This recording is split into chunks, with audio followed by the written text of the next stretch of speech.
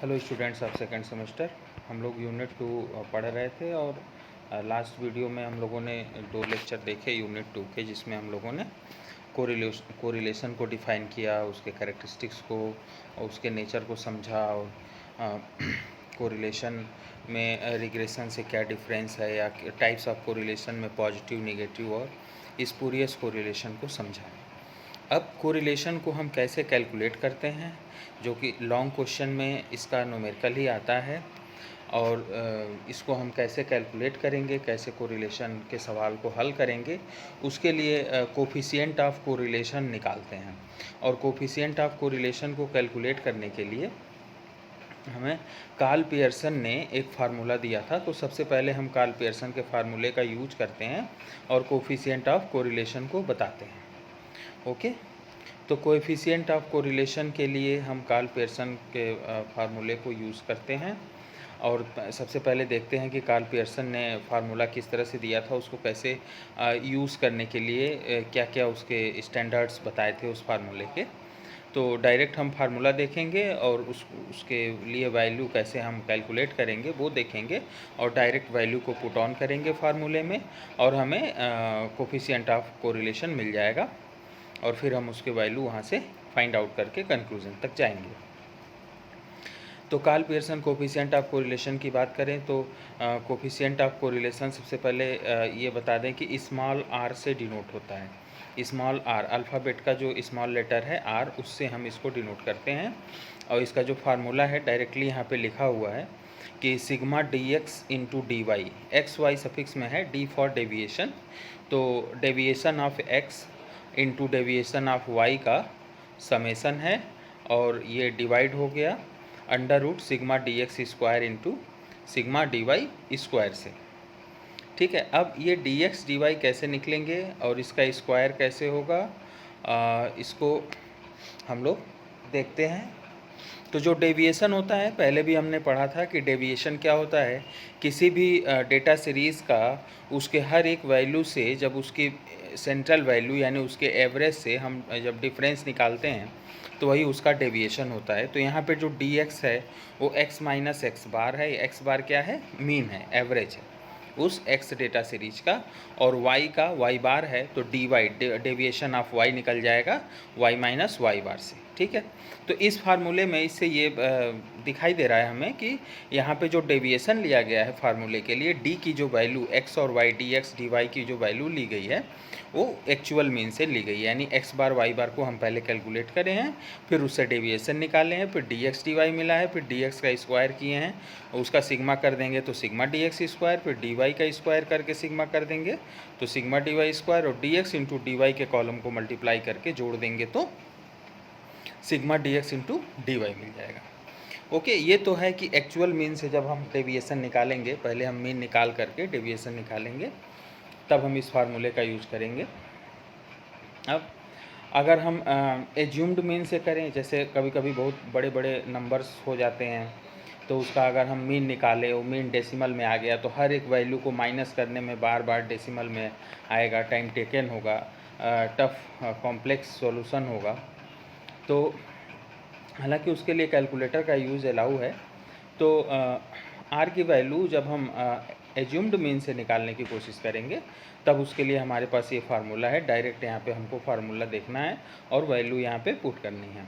तो capital N into sigma D x into D Y, D x into D Y का sigma minus sigma D x into sigma D Y. यहाँ पे D x into D Y का sigma है और D x sigma into D Y sigma, दोनों में difference है।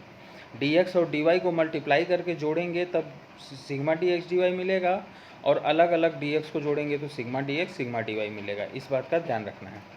फिर n जो है नंबर ऑफ़ ऑब्जर्वेशन है, यानी x और y की कितनी वैल्यू दी हुई है वो काउंटेबल है, उसको काउंट कर लेंगे, और upon under root n into sigma D x square minus sigma D x का होल स्क्वायर, ब्रैकेट क्लोज, दूसरा bracket n into sigma D Y square minus sigma D Y का होल स्क्वायर।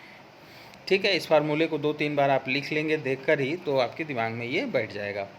अब यहाँ पे जो डेविएशन निकाले हैं x, वो x माइनस ए, जो y से निकाले हैं वो y माइनस बी, यानी डेविएशन a और b से निकला है, यानी एज्यूम्ड मीन से निकला है, यानी यहाँ पे deviation taken from assumed mean और n क्या है, नंबर ऑफ ऑब्जर्वेशन है। तो ये दो फार्मूला है जो Karl Pearson coefficient of correlation Karl Pearson साहब ने दिया था, और इससे हम इसका कोफिशिएंट ऑफ कोरिलेशन यानी स्मॉल r की वैल्यू किसी भी सवाल में निकालेंगे। तो ये दो फार्मूला है। अब हमारे पास दो सवाल है जो रिसेंटली पूछे गए हैं, एक 17 में पूछा गया, 19 में पूछा गया है। तो इन दोनों सवालों को हम यहाँ पे देखते हैं, सॉल्व करते हैं इन्हीं फार्मूले के बेसिस पे ही कि इसको हम कैसे सॉल्व करेंगे। ठीक है, तो सवाल दिया हुआ है, calculate coefficient of correlation from the given data. ये डेटा दिया हुआ है और इससे आपको कोरिलेशन कोफिशिएंट बताना है। और डेटा में क्या दिया हुआ है, एज ऑफ हस्बैंड दिया हुआ है, एज ऑफ वाइफ्स दिया हुआ है। ये एज है कि जैसे 23, 23, 27, 28 ये ऊपर दिया हुआ है हस्बैंड का एज ईयर्स में, और ये वाइफ का एज, मतलब ये कोई ऐसा डेटा है। तो अभी कह रहे हैं ये बताना है कि इन दोनों के बीच में कोई कोरिलेशन है, एज ऑफ हस्बैंड और एज ऑफ वाइफ्स के बीच में कोई कोरिलेशन है कि नहीं है, और है तो कैसा है, पॉजिटिव है नेगेटिव है, कैसा है, वो हमें कैलकुलेट करने के बाद पता चलेगा।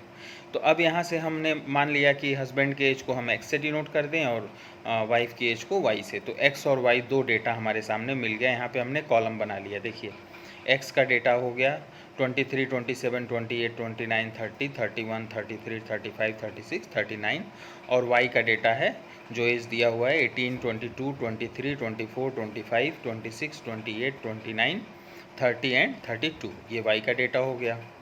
अब यहाँ से हम इसको कैसे निकालेंगे। अब ये कैलकुलेशन हमें बड़ा नज़र आ रहा है, तो हम क्या किया कि हम इसमें एज्यूम्ड मीन कर लेंगे। ठीक है, अब ए में एक्स में हम कोई डेटा जो है बीच का हमने एज्यूम कर लिया 31। ठीक है, और वाई में हमने कोई डेटा एज्यूम कर लिया 25। ठीक है, तो ए की वैल्यू 31 और बी की वैल्यू 25, यानी एक्स डेटा में जो एज्यूम्ड मीन किया है वो है 31 और वाई में जो एज्यूम्ड मीन किया है वो है 25। ए की वैल्यू 31, बी की 25, तो डी एक्स निकल जाएगा एक्स माइनस ए से और डी वाई निकल जाएगा वाई माइनस बी से। यानी अब एक्स के हर आइटम से हम 31 को माइनस करें तो देखें यहाँ पे डी एक्स मिला हुआ है हमें 23 minus 31, 27 minus 31, minus 8 minus 4, 28 minus 31 minus 3, 29 minus 31 minus 2, 30 minus 31 minus 1, 31 minus 31 0, 33 minus 31 2, 35 minus 31 4, 36 minus 31 5, 39 minus 31 8। ये डी एक्स मिल गया हमें।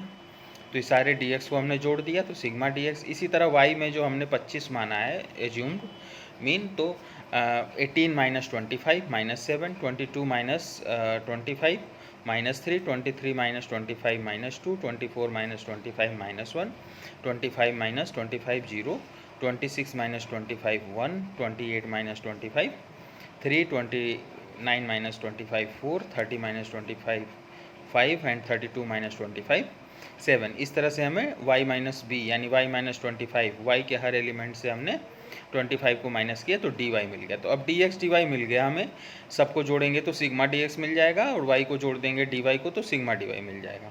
अब हमें फार्मूला में क्या चाहिए, dx का स्क्वायर भी चाहिए, dy का स्क्वायर भी चाहिए। तो हम dx के कॉलम का स्क्वायर कर लेंगे, तो माइनस का कोई भी स्क्वायर होगा तो वैल्यू प्लस में आएगी।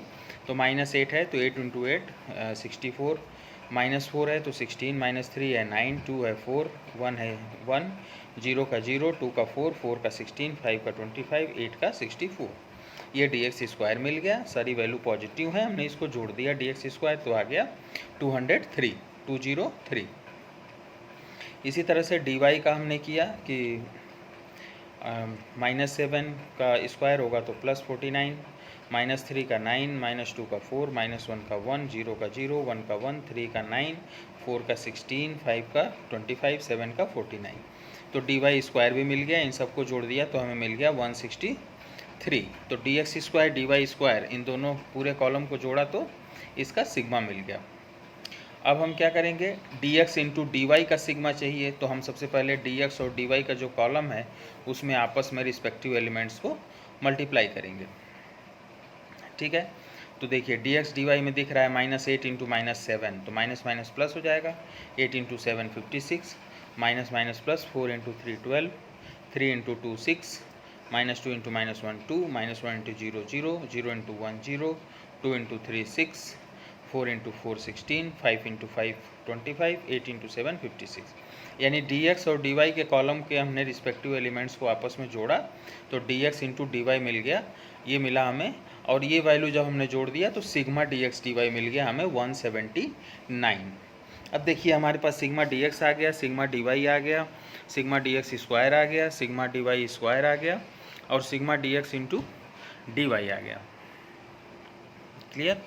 अब ये वैल्यू हम पुट कर देंगे।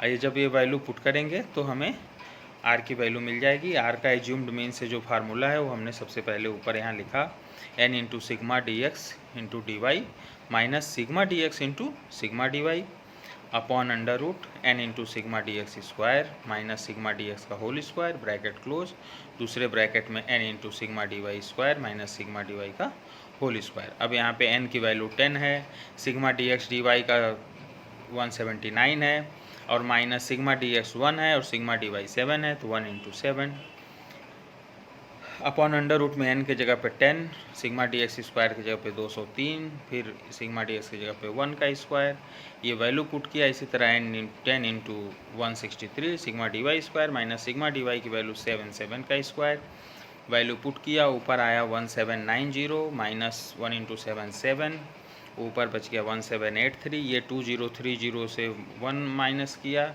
1630 से 49 माइनस किया, दोनों को मल्टीप्लाई किया, मल्टीप्लाई करके अलग अलग अंडर रूट ले लिया तो 45.04 इंटू 39.76। देखिए ये कैलकुलेशन है, ये पूरा का पूरा कैलकुलेटर आपका करेगा, ठीक है।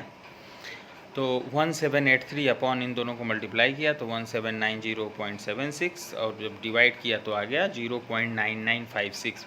यानी एज में जो है बहुत ही हाईली पॉजिटिव कोरिलेशन हमें नज़र आ रहा है हस्बैंड और वाइफ के। तो स्मॉल आर की वैल्यू, अब देखिए स्मॉल आर की वैल्यू हमेशा -1 से +1 के बीच में ही रहेगी, यानी एक से ज़्यादा कभी नहीं हो सकती है, चाहे वो माइनस में हो या प्लस में हो। तो देखिए यहाँ पे वैल्यू है 0.9956, यानी एक से कम है। तो कंक्लूज़न हो जाएगा कि age of husband and wifes are highly positive correlated in the given data. जो भी डेटा दिया हुआ है इसमें इस तरह से रिलेशन बन रहा है। तो ये एक सवाल हो गया जिसको हम लोगों ने सॉल्व कर लिया, ये लॉन्ग में पूछा गया है और इस तरह से पूछा भी जाएगा। तो एक लॉन्ग क्वेश्चन आपका क्लियर हो गया। एक और सवाल है इसमें जो 19 में पूछा गया, इसको कि calculate the coefficient of correlation, 2015 में भी पूछा गया था ये। Calculate the coefficient of correlation from the following data using Karl Pearson method. ये लिखा भी है कार्ल पियर्सन मेथड का यूज करना है।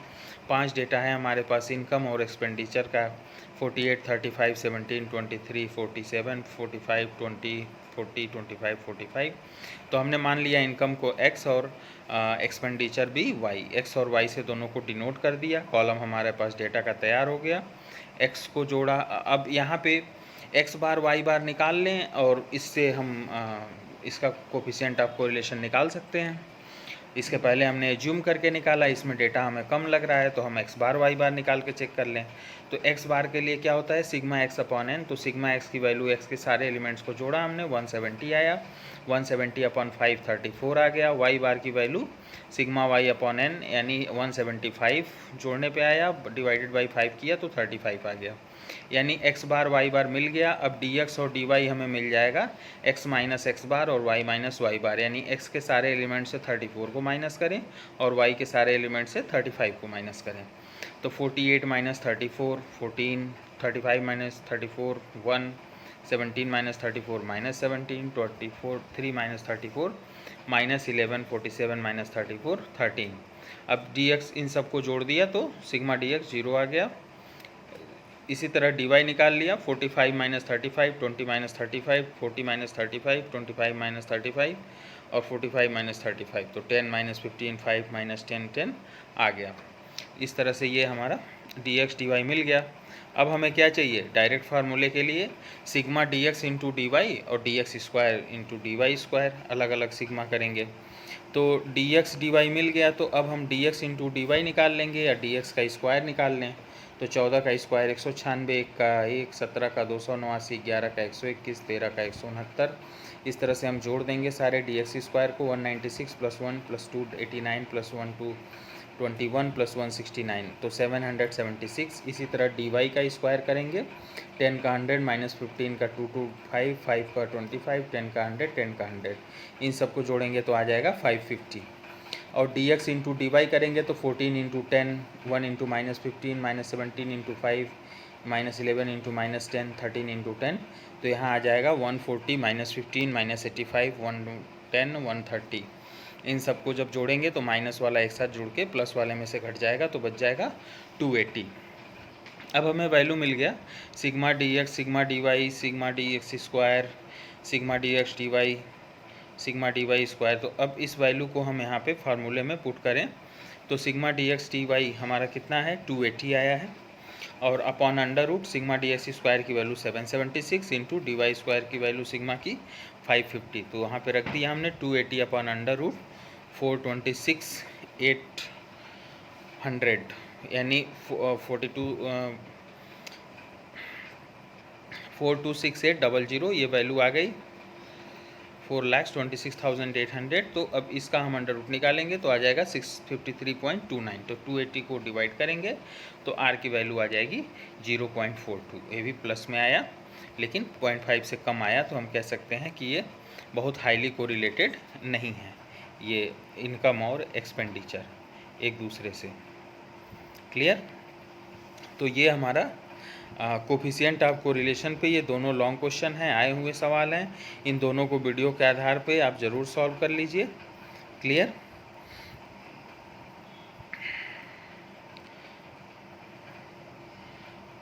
आपका एक लॉन्ग क्वेश्चन तैयार हो जाएगा।